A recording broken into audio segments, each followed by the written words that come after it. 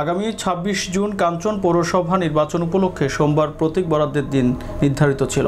প্রতীক বরাদ্দ শেষে নির্বাচনের নিয়ম মেনে বিকেল থেকেই শুরু হয় পোস্টার লাগানো।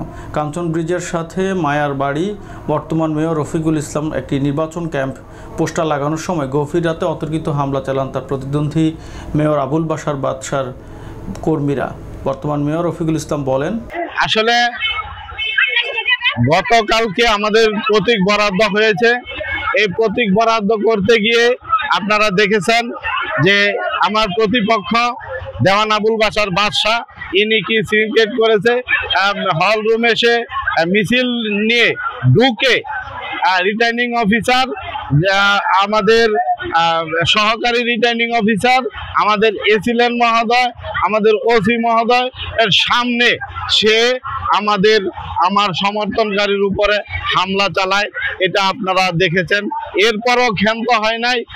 সে ওইখান থেকে এসে সন্ধ্যার পর সে আমার লোকজন গেছে ফেস্টুন লাগাইতে, ওই ফেস্টুন ভাঙা ফেলছে এবং আমার এই লোকজনদের, আমার কর্মীদের অনেক মারধর করেছে। এটা করেও সে ক্ষান্ত হয় নাই। সারা রাত্র সে নেশা করে সে বিভিন্ন আমাদের ক্যাম্পে গিয়ে সে আমার ফেস্টুন, ব্যানার, পোস্টার এবং আমার যে ক্যাম্প, নির্বাচনী ক্যাম্প মায়ার বাড়ি, এই মায়ার বাড়ি ক্যাম্পটা পর্যন্ত ভেঙে ফেলছে।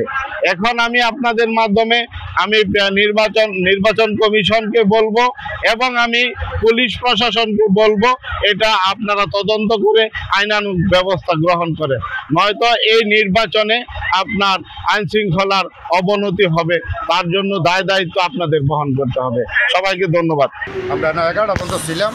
11টার পর আমরা গেছি পরে রাত 2:30টার পরের থেকে এই ঘটনাটা পোস্টার লাগাইতে গিয়ে ওই মেয়র সাহেব বাসা চেয়ারম্যান গিয়া এই মেয়র সাহেবের পোলাবাইনটা মারছে ব্যানার লাগাইতে গিয়া। এটা কখন? এটা 8টার দিকে। কোন জায়গায় গেছিল? এটা এই বাসা চেয়ারম্যানের বাড়ি মারদেশাটা আছে, ওই মারদেশাটা ব্যানার লাগাইতে লেছি, তখন এই কাজটা করছে।